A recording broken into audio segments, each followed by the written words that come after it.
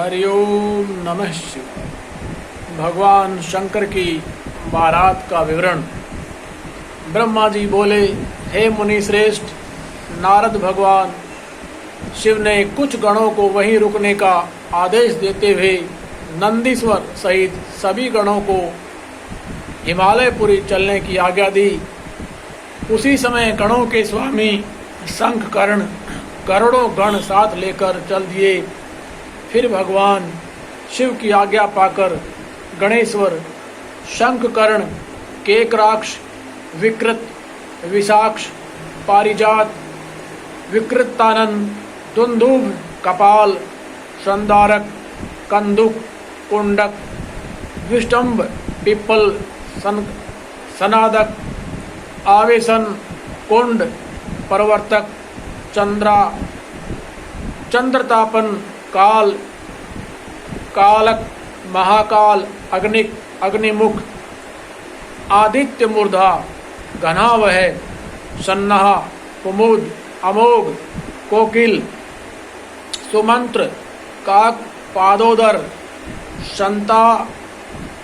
संतानक, मधुपिंग, कोकिल, पूर्णभद्र, नील, चतुर्वकृत, कर्ण, अहिरोमक, यज्वाक्ष, शतमन्यु, मेघमन्यु, काष्ठगूढ़, विरूपाक्ष, सुकेश, वृषभ, सनातन, तालकेतु, षण्मुख, चैत्र स्वयं प्रभु, लकुलिस, लोकांतक, दीपांतक, दिन्यातक, भृगुरटिक, देवदेव प्रिय, असनी, भानुक, परम तथा वीरभद्र अपने असंख्य गणों को साथ लेकर चल पड़े। नंदीश्वर एवं गणराज भी अपने अपने गणों को ले क्षेत्रपाल और भैरव के साथ उत्साह पूर्वक चल दिए। उन सभी गणों के सिर पर जटा, मस्तक पर चंद्रमा और गले में नील चिन्ह था। शिवजी ने रुद्राक्ष के आभूषण धारण किए हुए थे। शरीर पर भस्म शोभायमान थी। सभी गणों ने हार, कुंडल, केयूर तथा मुकुट पहने हुए थे। इस प्रकार त्रिलोकीनाथ महादेव अपने लाखों करोड़ों शिव गणों तथा मुझे, श्री हरि और अन्य सभी देवताओं के साथ लेकर धूमधाम से हिमालय नगरी की ओर चल दिए। शिव जी के आभूषणों के रूप में अनेक सर्प उनकी शोभा बढ़ा रहे थे और वे अपने नंदी बैल पर सवार होकर पार्वती जी को ब्याहने के लिए चल दिए। इस समय चंडी देवी महादेव जी की बहन बनकर खूब नृत्य करती हुई उस बारात के साथ हो चली। चंडी देवी ने सांपों को आभूषणों की तरह पहना हुआ था और वे प्रेत पर बैठी हुई थी तथा उनके मस्तक पर सोने से भरा कलश था जो कि दिव्य प्रभा पुंज सा प्रकाशित हो रहा था। उनकी यह मुद्रा देखकर शत्रु डर के मारे कांप रहे थे। करोड़ों भूत प्रेत उस बारात की शोभा बढ़ा रहे थे। चारों दिशाओं में डमरुओं, भेरियों और शंखों के स्वर गूंज रहे थे। उनकी ध्वनि मंगलकारी थी जो विघ्नों को दूर करने वाली थी।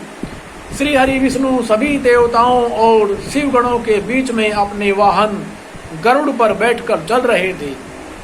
उनके सिर के ऊपर सोने का छत्र था। चवर डुलाए जा रहे थे। मैं भी वेदों, शास्त्रों, पुराणों, आगमों, सनकादिक महासिद्धों, प्रजापतियों, पुत्रों तथा अन्य परिजनों के साथ शोभायमान होकर चल रहा था। स्वर्ग के राजा इंद्र भी ऐरावत हाथी पर आभूषणों से सज धज कर बारात की शोभा में चार चांद लगा रहे थे।